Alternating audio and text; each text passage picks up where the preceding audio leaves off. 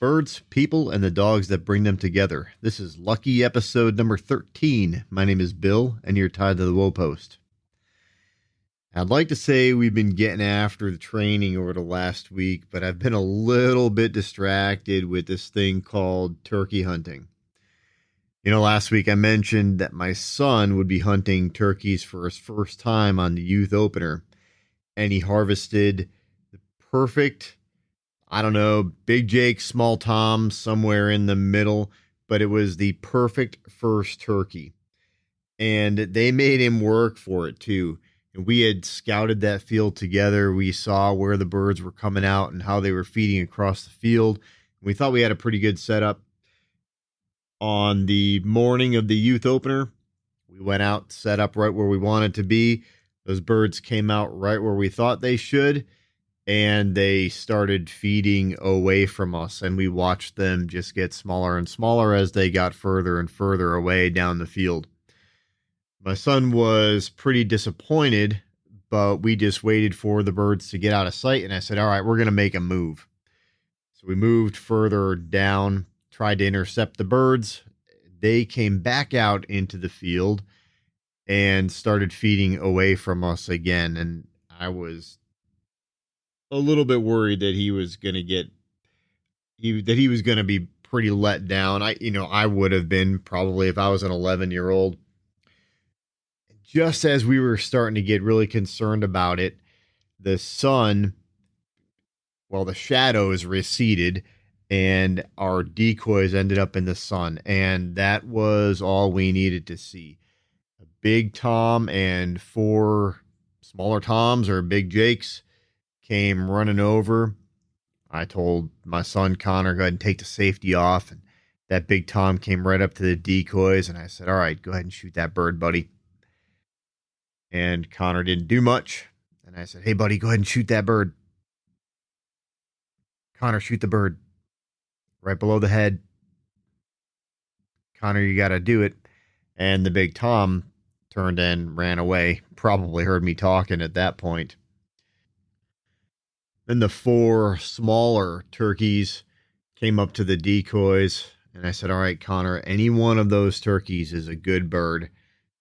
As soon as they spread out a little bit, go ahead and take one.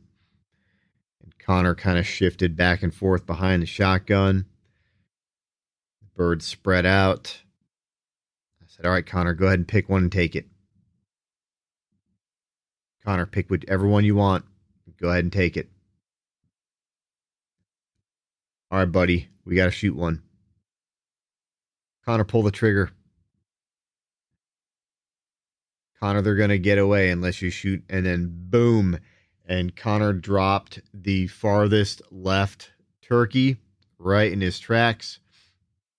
Of course, we immediately put the gun on safe, went running out there. The bird was dead right away. We got to get a good look at the bird. Connor was extremely excited, a little bit sad, a little bit nervous. And, that's exactly what I want out of my son as a hunter is I want him to appreciate his harvest. I want him to take it seriously. And I want him to be a little bit nervous about pulling the trigger. I want him to know that he's trained and he's ready and he's skilled, and we practiced and we patterned his shotgun and he knew exactly where to aim and what to do. We did the flashcard style pictures on my phone, asking him, all right, do we shoot? Do we not shoot? Where do we shoot? And, Connor was ready. He was, he had passed hunter safety. He was ready to hunt turkeys, but he took it seriously. And that matters to me. And that's really important. And I know that he's going to continue to take this seriously as he matures as a hunter. Now, as for me, on the other hand, I am on the turkey struggle bus. This seems to happen to me pretty much every year. Last year I didn't get my turkey until I think the last day of the season, and I worked hard for that bird. This year I've had just the bad luck of having the birds feed away from me on this big field that I've got to hunt. I've gotten busted by 2 pretty big toms, or who knows, it could have been the same tom both times. I had another hunter walk up on the adjacent property he didn't know I was there, and he didn't know that there was a tom right at my 3 o'clock, about 20 yards away, getting ready to come right out in front of me. He couldn't see me. He couldn't see the bird, but he did spook that tom and made him run away. I'm giving these birds a break for a few days. I'm going to let the spot kind of cool off a little bit and see if I can get back out there and seal the deal before the season closes out. And if I don't, at least Connor got a bird for the family, I guess. You guys didn't come here to hear about turkeys. You came here to hear about birds and bird dogs. And I was going to tell you all about Superior Upland and the all-inclusive, fully guided, lodged, meals, hunting on public and private land for grouse and woodcock in the Upper Peninsula of Michigan. I was going to tell you about Jake's new grouse camp, and I was going to get you all excited for it, but unfortunately, he is fully booked for 2024. So if you want to get in on that, you're looking at booking for 2025. Now, Jake just came up with this idea, I don't know, a month or so ago, or at least he just told me a month or so ago, and he's already booked. So I'd say if you want to get in on some of Jake's hunts and some of the best grouse covers in the United States, I'd say book your hunting trip for 2025. You can find more information at www.superioruplandllc.com. This is the 8th episode in our series on the 32 NAVHDA versatile breeds. And today we're talking about the Perdiguero de Burgos. I think you're only going to hear me try and say that one more time. Don't worry, I'm not going to get it right, so I'm just not going to mess it up anymore. The Burgos dogs, or Burgos pointers, or Spanish pointers, a lot easier to say it. They're a large pointer, and they're one of the oldest pointing dogs, at least that we know of. They've contributed to the development of other large pointing breeds. They've been in existence since the 1500s. They were originally used as a specialist on deer, but today they're mostly used on quail, partridge, and hare. They're a hunting dog of good size, with a well-developed head, pendulous ears, a compact body, and solid legs. They have a short coat and they're square in proportion. They're calm and sedate, just like a lot of other big dogs. They're an excellent pointing dog, a great nose, versatile on fur and feather. They've got an excellent temperament and a noble, soft expression. According to the UKC, their coat should be dense, short, smooth, and evenly distributed over the body. They're colored white in liver, irregularly patched or roan, and often there's a distinct white patch on the forehead. Males will stand typically 24.5 to 26.5 inches, and females between 23 and 25 inches. And as you'll hear later on from our guest, Ted Ingram, these dogs get pretty big. He's talking about one that goes about 85 pounds. That's pretty big for a pointing dog. I won't delay this too much further. Let's just go to Ted and let him tell us all about the Burgos pointers. Hey, Ted, thanks for being on the show. Well, thank you for inviting me to be on your show. This is kind of exciting for us. We were talking a little bit before this, and it is not easy to find a breeder or an authority on the Perdiguero de Burgos, which is the last time I'm going to say that, I think. So I think we agreed I can just call them the Burgos dogs or the Burgos pointers, right? That's right. In show, I've never found but one judge that could say Perdiguero de Burgos.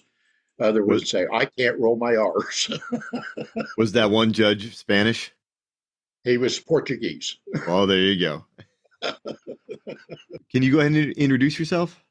My name is Ted Ingram. I'm the purveyor of Ohio Valley Burgos dogs, aka OVBD.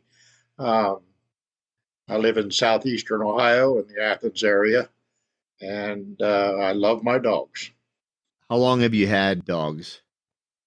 I've had dogs almost all my life, but never got into pointing dogs of any kind until just prior to having the Burgos.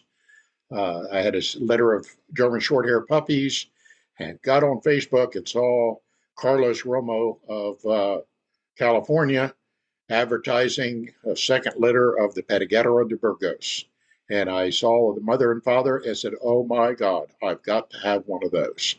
So it was the looks of the dog that drove you to the interest. It did. It was just so unique in its form, and I just it just made me excited to be part of the breeding or of the ownership of these dogs. Was it a desire to have a dog that not everybody else had, or was it really just the look of the dog? Kind of both, because having a litter of short hair puppies, and I kind of crossed two lines of those. I bought what I thought was the very best pointer, and it turned out to be a field trial pointer, and realized, I'm not a field trial person. I need a hunt trial dog. And so when I bred her, I through referral of the breeder that I got my dog, he said, "We've had real good success with this crossing of field trial and hunt trial dogs, and it kind of slows them down a little." And I do mean a little. So Had you been hunting birds for a while before that? as youngsters, we hunted for grouse and turkey.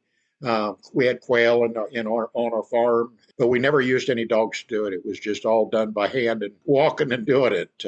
I didn't get into using bird dogs until I was living in San Diego, California, and I was working as an electrician, and the owner of the company had labs, and we would go out dove hunting in the Imperial Valley, and that kind of got me into wanting to have a bird dog. I've had Labradors, I've raised Chesapeakes, pound hounds from chocolate labs and black labs, but I'd never owned a pointer until my hunting buddy had a pointer, and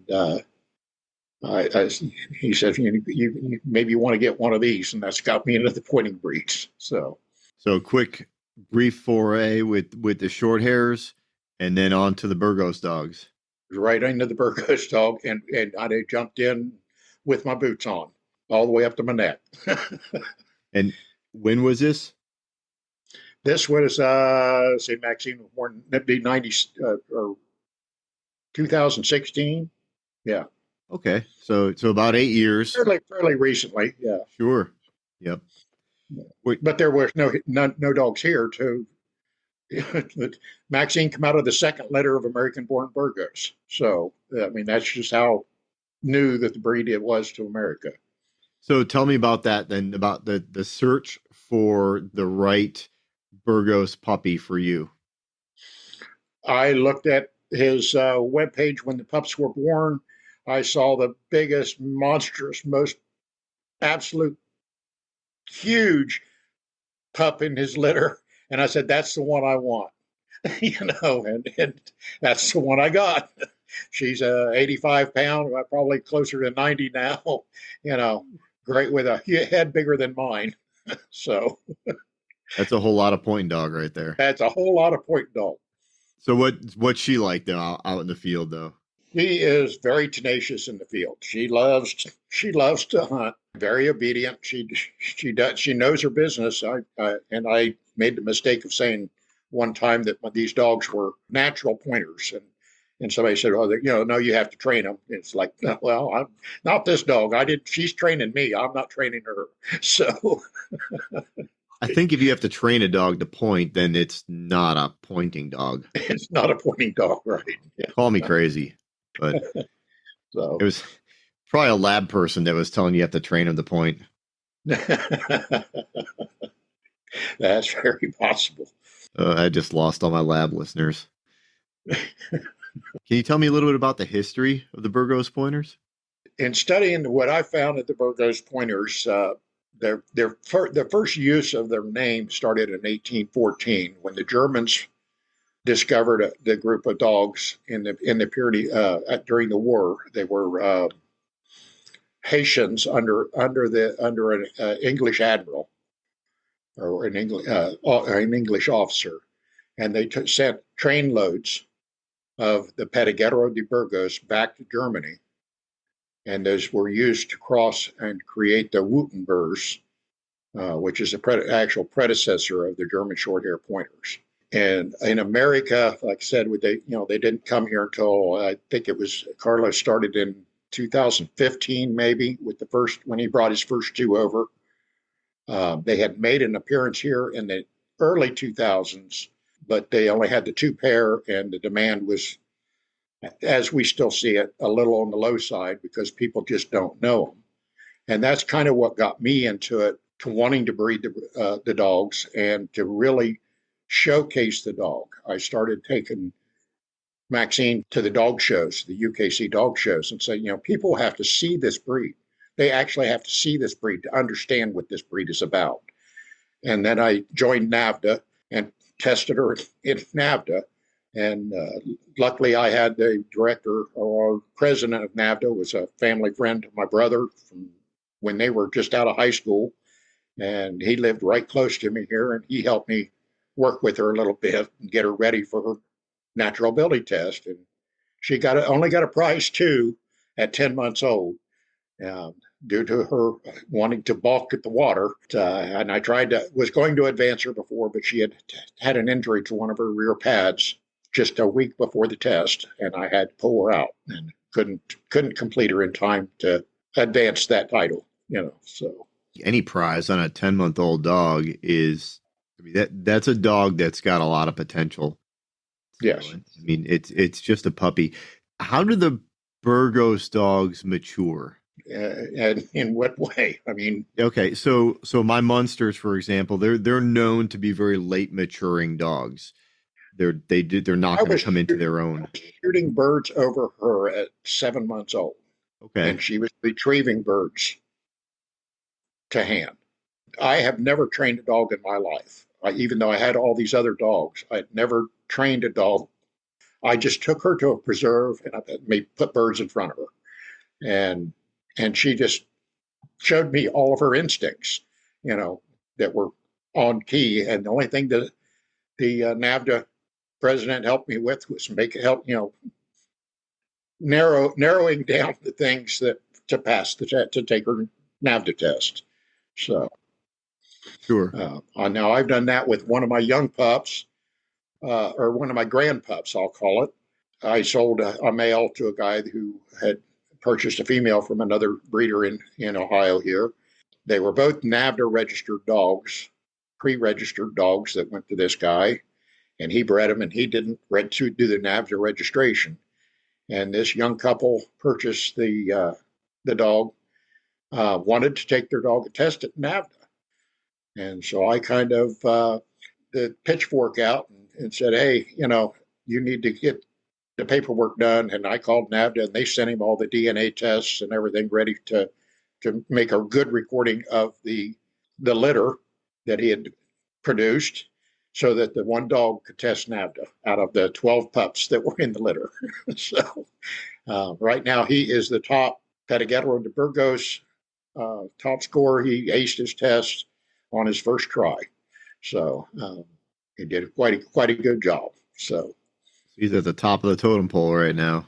I spent 2 weekends mentoring, or 2 days on the weekends mentoring the owner, and with Maxine in hand to go through the portions of the test for him to take home and work on.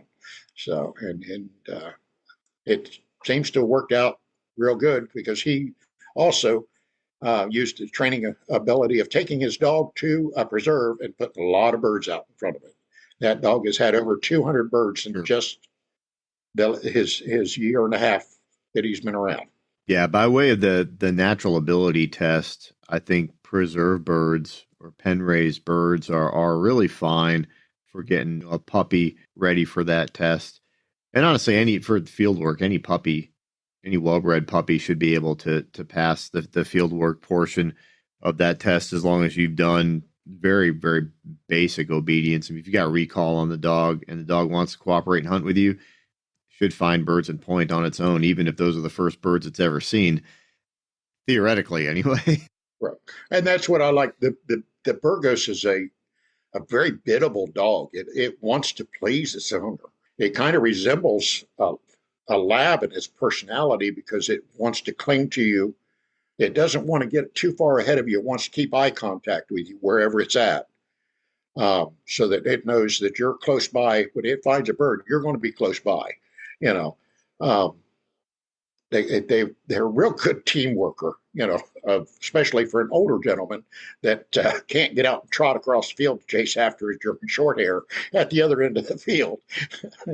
So to me, it was an exciting dog to really enjoy because I can keep up with him. So Sure. I bet that the bigger dogs are just fun to watch, whether they're quartering or they're targeting or whatever. I love, we've got a couple Broncos in our NAVHDA chapter and a couple Spinonis in our NAVHDA chapter. And I really like watching those big dogs work, especially after my Munsterlander goes tearing around the field like a demon. And you have the bigger dog come right after that. And there are less birds missed on the field by this breed.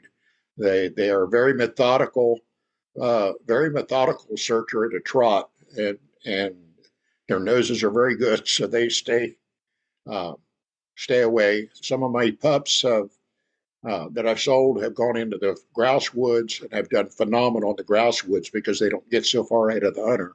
And their paws are quite large.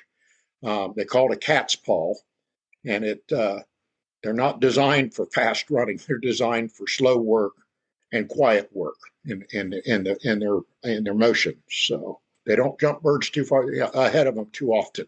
So I think there are two schools of thought for the grouse woods by way of size of the dog.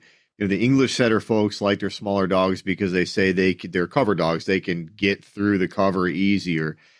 I think the Gordon setter folks like their bigger dogs because they can push and plow through the cover easier. And I've heard both arguments now on this podcast, and I'm a smaller dog guy, but I love watching those big dogs work. What else is interesting about the temperament and strengths of the Burgos dogs? they are generally a docile. They avoid confrontation. They love children. Children can pull. I've got neighbor kids that come down and have to handle my pups when they're young, and you can pull their tail, you can pull their ear, and they just look at you. It's like, why are you doing that to me? It's like just absolute calm. Great family dogs. They get along with all the other dogs, unless the other dog starts pressuring them. Then they'll stand up for themselves. But for the most part, they would just avoid. It's like look at you out the corner of their eye and say, okay, whatever. Um, just a calm. I call them a very calm breed. They're known for that calmness. So, What type of hunter or what type of hunting home should be looking for a Burgos point? I have sold them to all kinds of different hunting homes, but I've also sold them to non-hunting homes. I had one that he just wasn't going to. I mean, he had a great point that you couldn't get him off his point for nothing. But he wasn't pointing at the bird. He was pointing at the air, totally opposite direction. It was where if cone come at him from behind, then that's the direction he was pointing to the front, So, and he was probably the largest dog I'd ever produced. I think he topped out at about 100 pounds. And he was like a big dumb jock,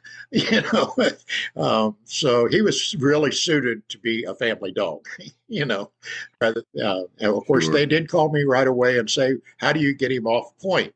I said, "Well, you have to walk up, tap him on the head, and tell him let it go, and direct him away from it." But I mean, he still wanted to point, but he was sight pointing at that point. But they've enjoyed him ever since. I mean, he's just a great family dog. But as far as I've sold them to old people, I've sold them to young people, um, and everybody is just enamored in their dog. I get nothing but good reports out of every pup that I've ever sold. I had one go to a little 14-year-old for a girl for her 14th year birthday, you know, and they there was I actually talked to her last year and say how's your oh, he loves sleeping with me in the bed, and he's just a great dog. But of course, she's not a hunter, I sold a dog to an 80-year-old man that was on his fifth or sixth pointing dog, and every one of them were named the same name because he wouldn't buy one until the other one had passed, so they wouldn't have to remember what the name to call the dog. It was always Gessel, So I don't think there's any place that these dogs couldn't live very comfortably. I only turned down one customer, and he wanted to put it in an apartment building on the third or fourth floor with no yard. And I just didn't know, you're not doing that to my dogs, That's a lot to ask Yeah. of a sporting dog, I Well, even though think. these are like, I mean, he was tossing between me and a Brocco Italiano. He wanted a couch potato, you know, but I'm sorry, it's that's just not the life for the breed, and that's not where I want my breed going. Is couch potatoes. I want the active people, even if they're out jogging every day, or exercising every day, where they can get out, where the dog can get out and live its life as a pointing dog and look for, hunt for different things, but being in control of the owner because they want to be in sight of the owner. When they're prowling about looking for birds or rabbits, or because these are also a true versatile dog. They're used for rabbit hunting, even though they don't bark after the bird or after the rabbit.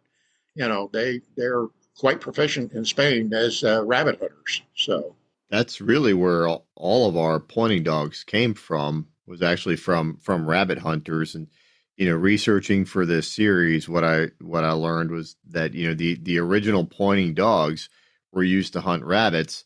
The pointing dog would go on point, and then they would send in hounds to really capture and kill the rabbit, and then the hunter would take them from the hounds. And then the advent of firearms for hunting changed that a little bit, and then the sport of hunting birds evolved out of that hunting for now, meat process. the history I have of the pointing dog is that they were used to hold birds, and nets were cast over the dog and the bird at the same time. Right. And I think that's a later evolution after hunting the Yes, hares. and they still practice the art of farrier or bird hunting. I'm sorry, not farrier. They use hawks in Spain to this day to hunt with the Perdiguero. There's several famous ones, ones that have got really high scores in hunting. I've seen them. I've seen the birds take down a fox, and the Burgos goes and brings the fox back. There's still people that are still training these dogs to hunt in that form over in Europe, and I'd love to find somebody here to do the same thing and show that they know the difference of a prey bird versus a prey or a predator. I know of a few, and I can actually put you in touch with them. We can talk after we're done recording here. There are several people that are doing that here in the States. But not with the Burgos. No, no, no, not with the Burgos. No, I think there are barely several Burgos dogs in the States. So, well, maybe you need to get him a Burgos pointer. That's right. Yeah. How many dogs do you have in your kennel now? I currently have two males and two females. I at my residence, I co-owned a dog out to Kansas City, Missouri, and we'll be looking for a breeding out there coming here in the next month or so. And when she comes in the season, we'll meet up, and I'll be pushing my lines out there to the west a little bit, and hope we can get this spread out a little more across the country. When is that going to be, roughly? It should be sometime in May. She should come in Okay. season in May. My current female is I had her tied in the end of March, and I'm hoping she's carrying for me. It's only 3 weeks in, and I'm looking to have a litter here at the end of May. So Right. I'll have one at the end of May and one at the end of July, probably, hopefully. So You can ultrasound her pretty soon. I mean, pretty much right now, I think, right? I don't know. I've never done that. Oh, I've never ultrasounded a dog. yeah, So about 3 weeks, I think about is 3 weeks in. yep, is when you can ultrasound the dog and if you find somebody that's good, they can get a pretty accurate count of the number of puppies that you can expect. Yeah. Um, I know I witnessed 5 ties, so in a 4-day period. So I'm that's thumbs up that I've got something happening here. that that should be plenty, I think. I don't like stressing dogs with a lot of veterinary visits, Sure. when they're in this condition. So Besides that one litter, what else do you have planned for the year? I have my young male that I imported from Spain a year ago summer. I'm looking to take him to NAVHDA and test him for his UT. My original female, I've had her spayed, and moving on to the next generation. My young female right now is hopefully pregnant, so I won't be doing any testing with her until after all of that. And then we'll be looking at the UT test for her too. Oh, excellent. So Excellent. And then hunting plans for the fall? I've got a couple. I've got to register for a Chucker Challenge, and that's what I like to do with the breed, because that is their native hunting bird is Chucker and woodcock in Right. Spain. That's what they naturally hunt for. They don't do any the water, so it was kind of interesting that they're interested in watching these dogs perform in the water. I have a lake on my property and I get woodies in on it, so I'll be looking forward to knocking some woodies down off my lake and having my Burgos go out and retrieve them for me. So I'm sure the dogs are going to love that, and I'm sure you're going to love eating I do too. them. The birds, not the dogs. Yeah, I hope it's just the birds. You've only had the 4 Burgos, right? I currently only have the 4 Burgos. Yes, Yep. I have my original pair. My first female I purchased in California. My first male I brought in. Maxine was almost 3 years old when I brought him in for breeding from Spain as a 5-year-old that had 3 prize once in Spanish field trials, in Burgos field trials. He was an accomplished male, um, but wasn't chosen for their breeding program in Spain. So I was able to acquire him for America's breeding program to help correct some of the health issues that we found with the early Burgos brought in to America. So What were some of those health issues, if you don't mind my asking? it kind of has to go back to Spain. That there's two different groups of breeding in Spain. Uh, One group likes a heavy, nostalgic dog with real slack lower eyelids that did not meet the standards, but they're the only ones that show. Uh, they don't have a lot of endurance in the field because they're overweight or shorter legged and stockier. But the eyes are the issue with a cherry eye development because they have lack of retention of that third eyelid. The breeders in America, Maxine was one of those that I had to repair one eye after I purchased her, and it was cost me more than buying her from California and shipping her here to get the one eye repair. So I endeavored to look to see how this could be remedied. So I bought my male from a group that had bred that out of the dogs years ago by very selective breeding. There, the UCEPB has a very strict breeding protocol. Out of the membership, they only breed 5 males to 10 females, and the dogs have to prize in the field, be morphologically correct, have very tight lower eyelids. It doesn't have to be all the way tight, but they as close as the standard is as close to the orb as possible. And they've remedied the situation of the cherry eye. And in talking with the president of that organization, he agreed with my idea of crossing these two lines back and trying to reduce that. The other breeders were having both males and females develop her cherry eye, hence Maxine having a cherry eye. And I reduced it at about 50 to 60% of the litter. In my first breeding, I reduced it down to 30% and only in the males of the breed of my lines.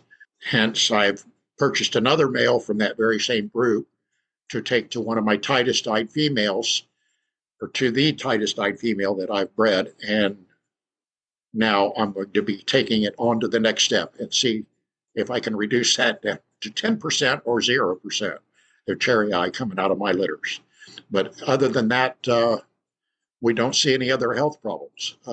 People ask me, have you hip tested them? Have you done this? Have you done that? Only the one group, show group in Europe or in Spain, has shown only a 4% hip dysplasia problem, which means almost nil. So the other group has had none. And so why test for something that's until you start seeing problems, and that's kind of the way the other breeders here in America have all felt about it is, why look for problems? I do DNA test my dogs, and as each progression of generation I'm testing, Embark Vets has enlarged their database on in a whole of all the combined breeds, and the amount of clearances my dogs are getting keeps going up and up and up and up and up. So PRA, there is a gene related to dysplasias, and they're free and clear of those. It's just, all kinds of different things. Well, maybe this is what happens when you take a base unit and test it for stuff that has been crossed, a dog that has been crossed and crossed and crossed with different breeds, to create different breeds. And there's where the problems ensue, with the DNA testing or DNA issues. So interesting. So Embark has the genetic marker for hip dysplasia in your breed? No, they have there's a gene it's a dysplasia gene. It doesn't say whether it's hip dysplasia or, but it's a dysplasia gene. So that it's, I don't know how to describe it, but there's other skeletal things that that they're free of. So it's like, yeah, could you say that is a gene associated with dysplasia? Well, depends on which dysplasia you're talking about, I guess. I don't know. I understand. I misunderstood you. And I know that, so our breeder network uses Embark as well. And I know that we don't have the genetic marker for hip dysplasia identified, at least within our breed. We still do x-rays. X-rays don't really tell you anything other than the physiology of the specific dog that you're looking at. Just because that dog has bad hips doesn't mean that it's a genetic problem. It could have been a physiological problem. It could have been an injury as a puppy. Who knows, right? I had that with my Chesapeakes when I was going to breed a second generation of Chesapeakes, and the female that I picked had things like she had no dew claws, no front or rear dew claws when she was born, no dew claws. And the other ones all had multiple dew claws. Don't know why, but they did. And I was going to use her for breeding, and I had the X-rays done for OFA. And the vet said she had a degenerative joint in one elbow. And I said, well, she jumped off the top of her dog box and injured herself, and now I can't breed because nobody wants to breed to a dog that has, a degenerative disease of the elbow. Right, has bad elbows, yeah. So, I think we're getting better at it, and we need to continue to genetically test our dogs. I'm really excited that you use Embark. That's what our breeder network uses. I think Embark does more testing for more issues than anybody else is doing right now. At least the new Embark, the new systems that they have, and they offer more to breeders. And also, I watch the coefficiency of my line of what I'm breeding. Exactly. Maxine was a 17 or a 27 Hershey, Ohio was a 27, which is pretty inbred. It's a little high. That That's it's a little, pretty narrow line breeding right there. yeah, yeah. Where my first male Zeus came in at I think 18. The results that I've had are 17 and 14 out of the pups that I've tested in two litters. So I've had markers at 14 in both litters. So I am excited to see what happens when I enter this other young male and see how things change in the next generation, in the next litter. So Are you using the pair predictor? because the breed has so little breeding pairs used by Embark that they aren't giving me any pairing information. So they're saying, well, we just don't know enough about this breed yet. It was kind of interesting when we first. There were several of us that did their DNA testing, and some of them come back as not pure Burgos. They come back as mixed with other things. I said, no, whoa, whoa, whoa. This is the first Burgos you've ever seen. You have to understand that it's not the German short hair in the Burgos, it's the Burgos in the German short hair. Yeah.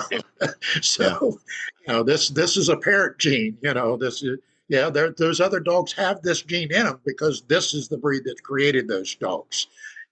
So and we haven't had any problems since they're starting to recognize that what dogs, and they're sending me reports of 100% Burgos. So I think with Embark, if you have genetic results on the proposed sire and the dam, Embark has both of those tests, and you email them and you ask them for the predictions, they can give you the coefficient of inbreeding and all the other stuff that you would normally be able to use on the tool yourself. You have to ask them, and they'll run it separately.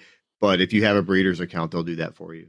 I have a breeder's account, yeah, and it was and on the when I looked to see what the result was going to be out of this breeding that I've got, they said that we don't have enough data yet to give you a definitive answer, because Gotcha.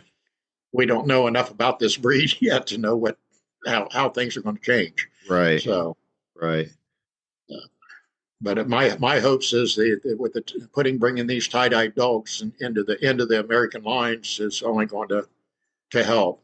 There is one other breeder in America that has both dogs, male and female, from that hunting group.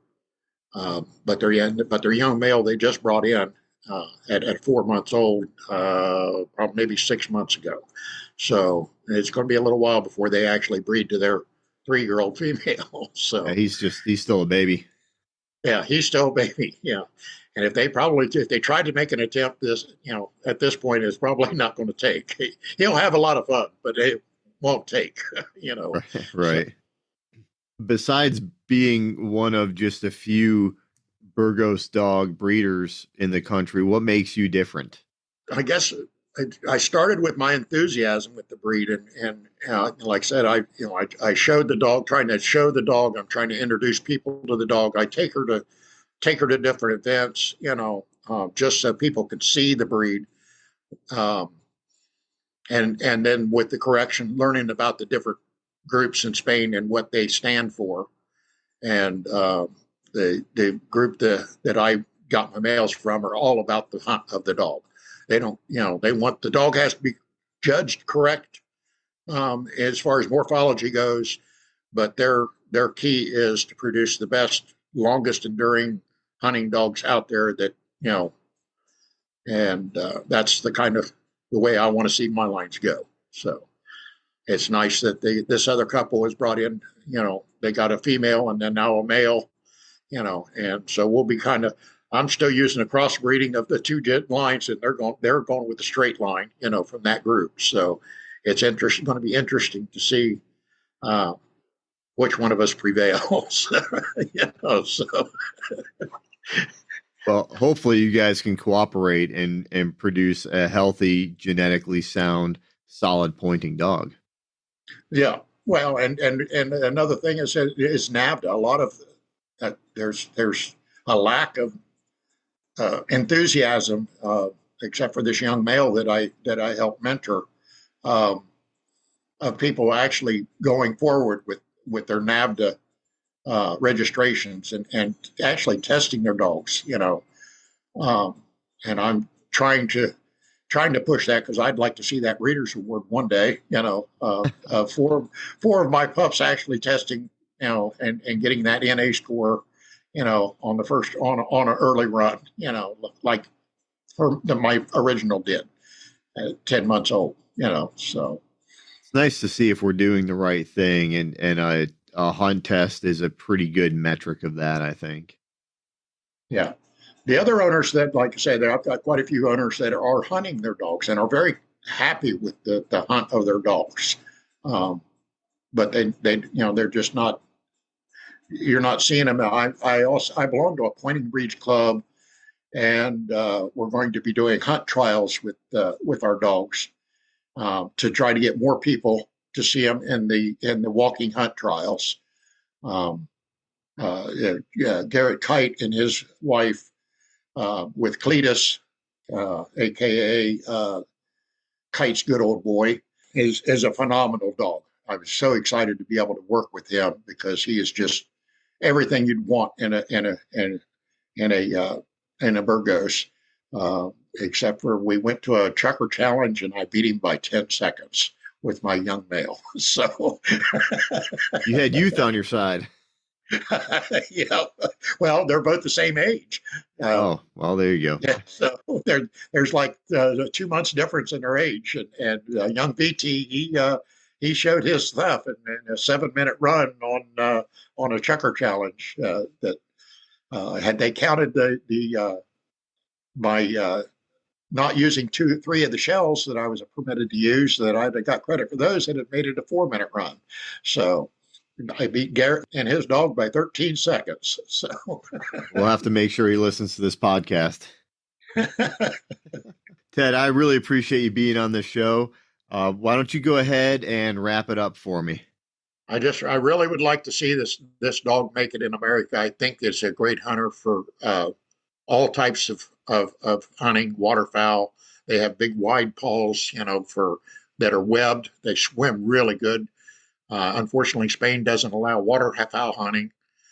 So in America, they should be taken off in that realm, as well as in the grouse fields and the prairie fields. And their demeanor is wonderful around people and children. They greet everybody with love, and I just think that America would really enjoy these relaxed hunters out of the field, and monsters when they get into the field that just have to find birds. So I think you're right. I think a lot of people always ask, what's your dog's off button like? And it sounds like they're looking for one of your dogs. These have a very, very good on-off switch. Now, they can be couch potatoes 1 minute and staring at birds the next, and ready to rock and roll. So, Ted, how can people get a hold of you if they want to contact you to learn more about the Burgos pointers? I have quite a bit of information on my breed and my pedigrees on Facebook at Ohio Valley Burgos Dogs. That's the only thing I have currently. I do have an email address of Ted at Ohio Valley Burgosdogs.com for personal information, but I do messaging on the Facebook page as well, because it's a bit almost like a business account. So I'm allowed to talk about selling dogs on Facebook for some reason. So my phone numbers and address and everything is on that Facebook page, so they can readily find me and view what the owners of my different dogs, my pups that I've sold, what they've done with them. I try to post annual birthday pictures of each of the pups from my generations, or get some kind of feedback from the owners. How's your dog doing this year? How's your doing? What's your dog doing? And they've I've always getting good responses that all of my customers are happy customers. So Providing hunters with the best bird dogs that we can give them, I think, is the best we can do, right? that's right. Yeah. Ted, So, thanks so much for being on the podcast. I really appreciate your time. all right. Thank you for your asking me to do this. I hope you enjoyed episode number 13 of the Woe Post podcast. If you'd like to support the podcast, like or follow on social media at the Woe Post. Share it with all of your friends. Leave a 5-star review on your podcast platform of choice, or become a patron at patreon.com/thewoepost. As always, you can contact me at my website, www.thewoepost.com, by email, bill@thewoepost.com, or through Facebook or Instagram. Stay steady, and God bless.